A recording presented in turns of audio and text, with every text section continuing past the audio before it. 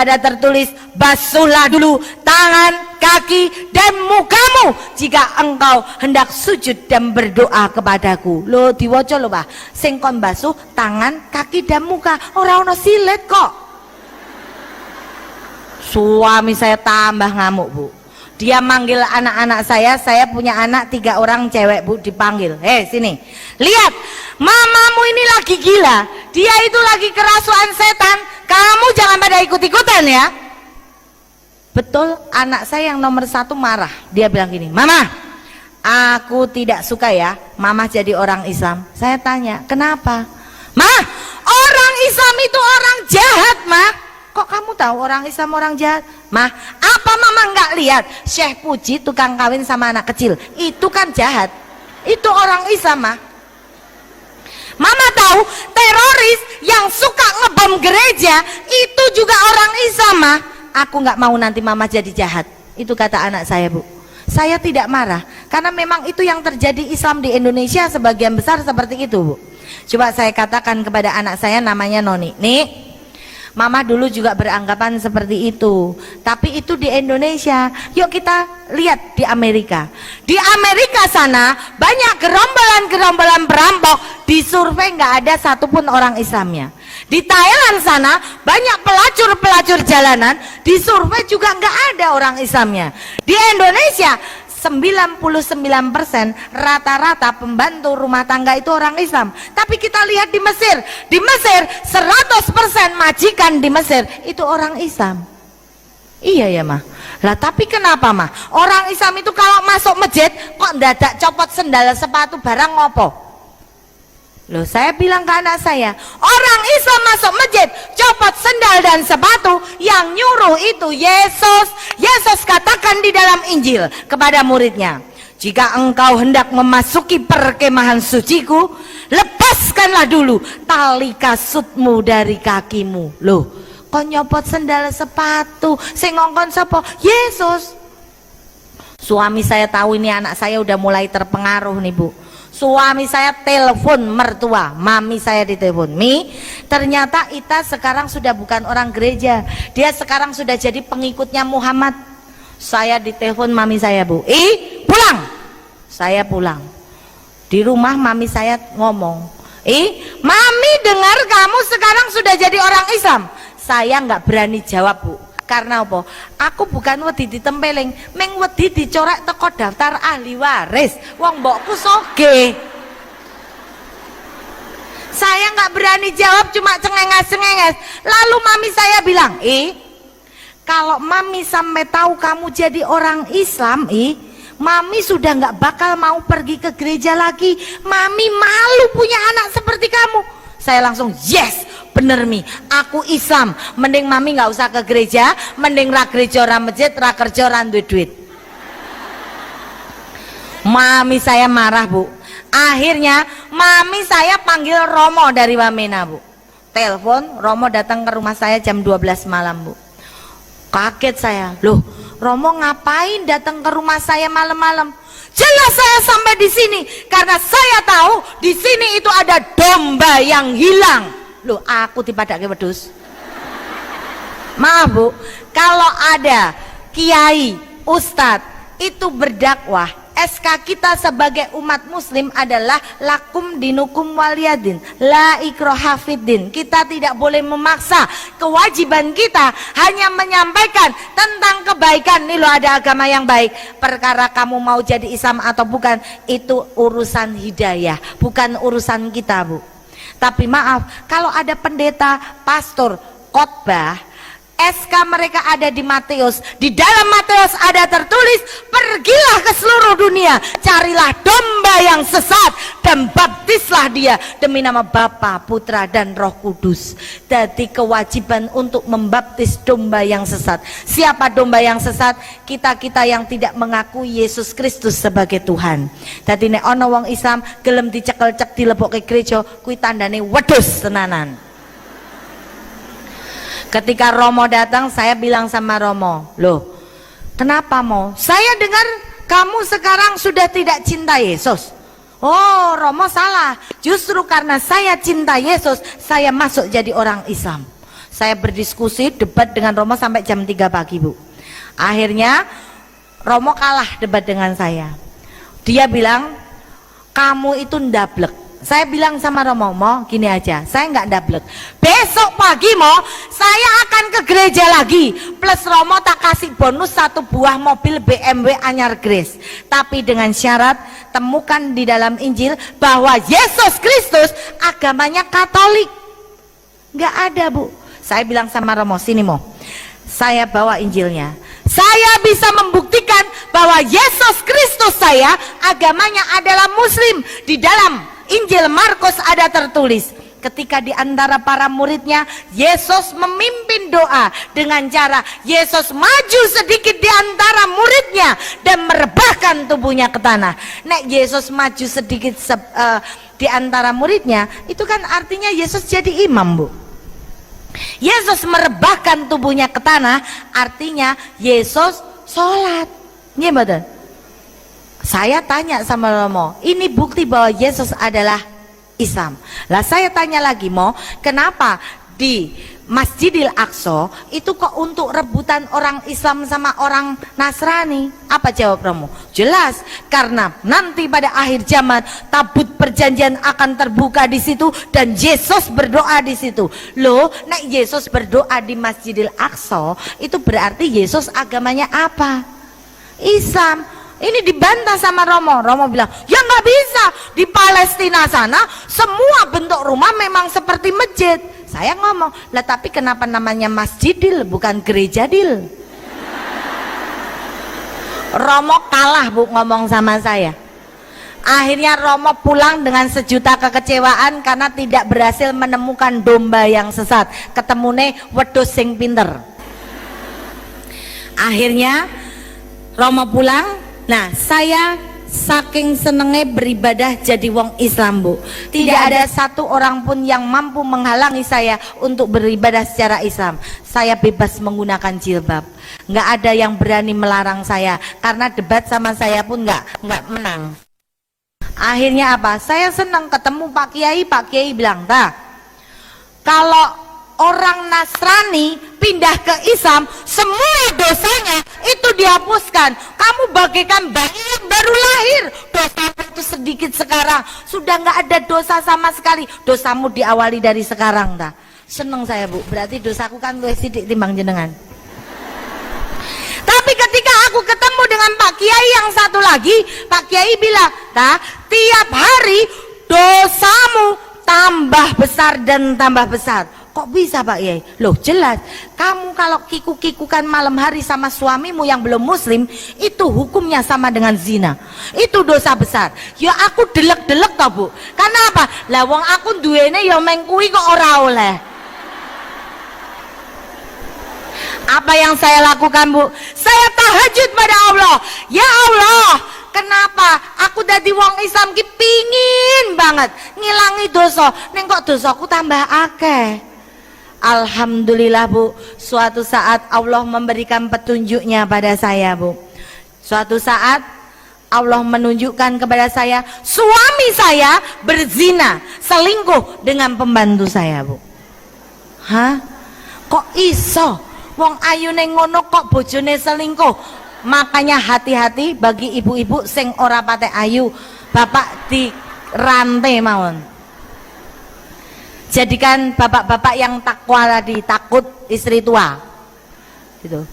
Akhirnya, Bu, ketika saya tahu suami saya selingkuh berzina dengan pembantu saya, sekali saya maafkan, 2 kali saya anggap khilaf, 3 kali saya baru sadar bahwa ini adalah petunjuk dari Allah. Saya harus cerai dari suami saya. Saya minta cerai dari suami saya, Bu. Dan akhirnya suami saya bilang, kamu minta cerai sama aku nggak masalah, yang penting anak telu gowo kowe kabeh bondo gua aku. Saya sepakat, Bu. Saya tinggal seluruh harta benda saya hanya membawa 3 orang anak dengan uang 600.000. Saya kontrak di sebuah rumah di daerah Kutoarjo, Purworejo. Akhirnya anak saya pun belum mau jadi orang Islam, Bu. Mereka mesti menjadi aktivis gereja, tapi saya tetap berdakwah di jalan Islam. Saya tahajud nangis, rasane nelongso temen dadi wong Islam. Kok aku dadi wong Islam kok uripku malah tambah orang genah. Cerai karo bojo, disengit anak-anakku, dinengke wong tuaku, malah gelut karo adik-adikku. Sumpek rasanya, Bu. Tapi saya yakin di dalam hati bahwa ketika saya menomorsatukan Allah, insya Allah Allah akan menomorsatukan kepentingan dan kebutuhan kita. Saya tahajud dan tahajud, Bu. Alhamdulillah, Bu, zamannya Ayu Ting Ting, Bu, saya dipertemukan dengan Bujang Ting Ting. Sunat lagi, Bu. Makanya saya bisa bedain. Suami saya kan dulu nggak sunat, rasanya biasa. Begitu saya dapat yang sunat, kok rasanya tebek sekali dan maknyos tenan, Bu. Itu makanya saya bisa cerita, Bu.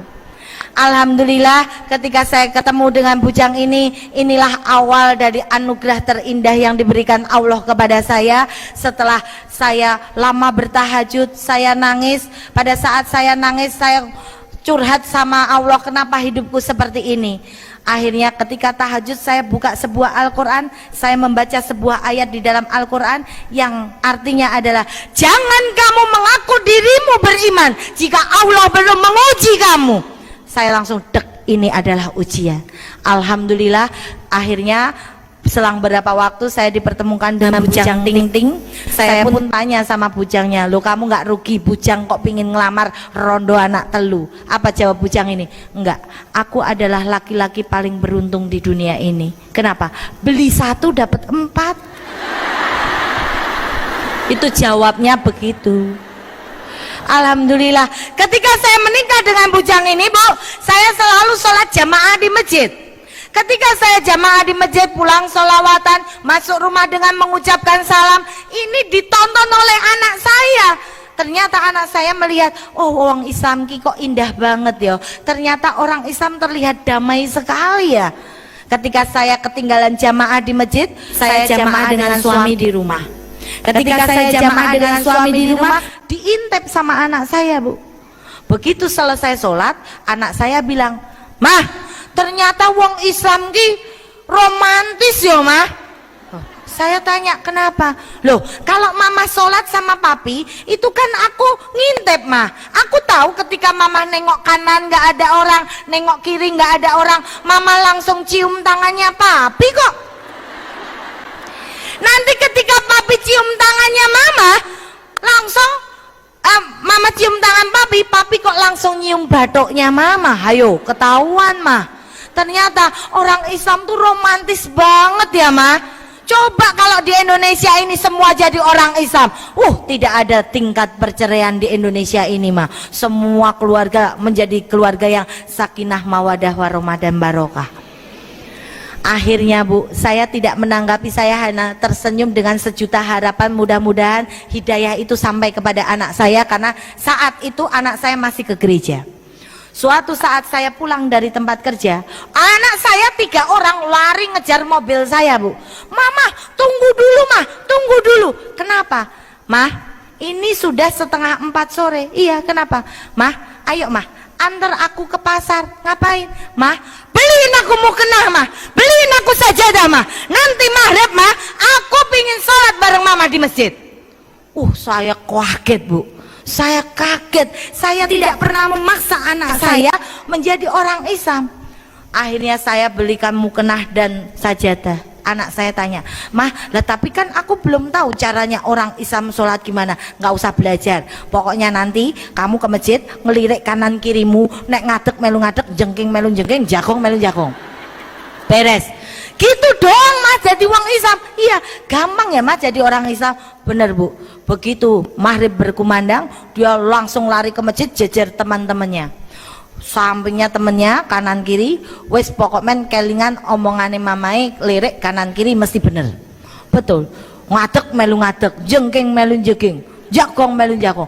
Selesai dari sholat, komplain sama saya. Mama nih malu-maluin aku aja." "Lah kenapa?" "Mama kan pesennya cuma lirik kanan kiri." Begitu lirik kanan kiri aku malah tambah bingung, Mah. "Lah kenapa?" "Lah waktu duduk itu samping kananku tangannya begini terus, Mah. Samping kiriku tangan tangannya muter-muter begini mah. Lah yang bener yang mana mah? Ya semua benar lah. Kamu tadi gimana? Aku tadi bingung tak kombinasi mah. Kadang gini, kadang muter-muter. Ya nggak apa-apa. Inilah Bu, ini contoh kita sebagai orang tua, kita adalah mesin fotokopinya anak. Jangan berharap anak kita jadi soleh, soleha kalau kita sendiri tidak bisa memberi panutan yang baik bagi anak kita. Ketika saya pulang di rumah, saya deres Quran, anak saya melihat kok mama bisa baca Quran. Akhirnya dia bilang, "Mah, mbok aku dipanggilin bu guru mah. Aku kan juga pingin baca benang bundet kayak mamah gitu." Saya panggilkan Bu Nyai datang ke rumah belajar. Alhamdulillah Bu, 3 orang anak saya itu sekarang sudah khatam semua, alhamdulillah. Bahkan yang paling besar saat ini lulus SMP, dia malah bilang, "Mah, aku nanti mau sekolah di Pondok Madiun karena aku pingin hafid Quran, aku pingin hafal Quran." Mohon doanya ya Bu. Anak saya yang tadinya benci terhadap orang Islam menjadi senang dan cinta kepada orang Islam. Itulah kita tidak perlu memaksa, ora perlu jotosi balane dewe Bu. Yang penting kita tetap berdakwah bahwa Islam adalah yang baik dan benar. Saya yakin semua yang ada di sini adalah orang-orang Islam toh Bu. Nabinya siapa Bu? Nabi Muhammad. Lah, Ibu dulu milih nabinya dulu apa agamanya dulu Bu? Kalau dulu aku kan milih nabinya dulu, wong ganteng Bu.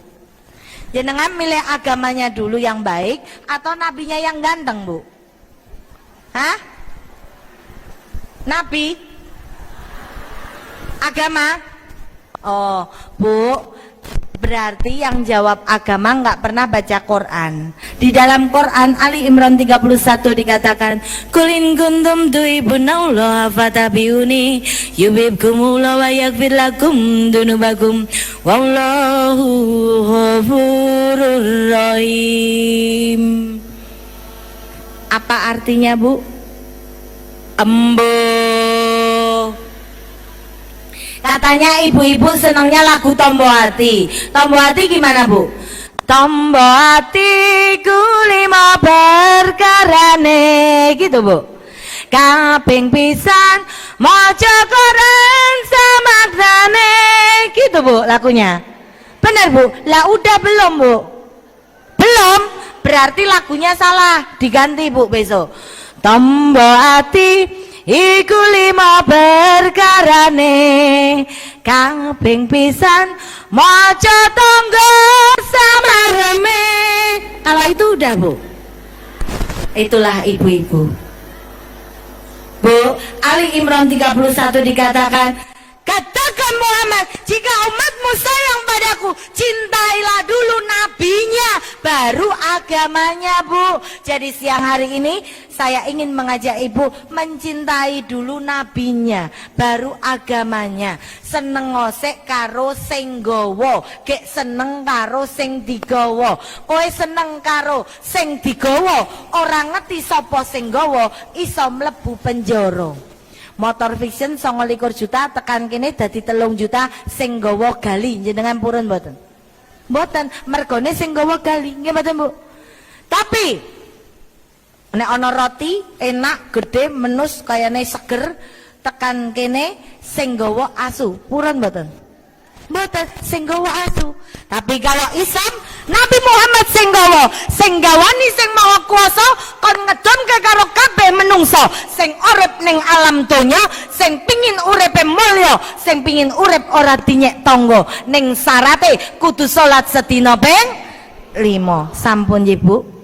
Karena yang membedakan kita dengan ketek itu salatnya Bu. Kabeh gayane ketek ditiru menungso. Ketek mangan awake dhewe mangan, ketek ngombe awake dhewe ya ngombe, ketek garuk-garuk awake dhewe ya iso garuk-garuk, ketek doyan kacang awake dhewe ngungkuli le doyan kacang.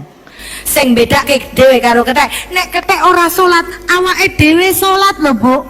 Dadi nek jenengan mangke dalu diambung bapak mboten nate salat, berarti padha karo diambung. Nih, jenengan duwe anak ora salat dinengke wae, berarti padha karo duwe anak. Nah, jawab dhewe Bu. Dadi nek aku kok ora salat, berarti aku jenengan salat Bu. Salat napa liwat? Betul lho Bu. Nek wong salat niku mesti liwat. Tapi wong liwat dereng mesti salat. Setuju mboten? Setuju. Wong nek salat mesti duwe ilat, tapi wong duwe ilat durung mesti salat. Wedhus yo duwe ilat ting mboten salat. Kuwi berarti nek jenengan duwe ilat mboten salat, tandane jenengan. Itu saja yang bisa saya haturkan pada siang hari ini.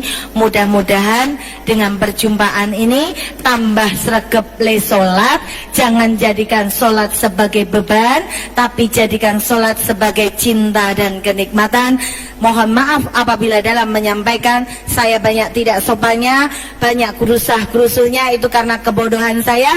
Tapi kalau ada sebuah kebenaran, semua itu hanya karena Allah Ta'ala. Assalamualaikum warahmatullahi wabarakatuh.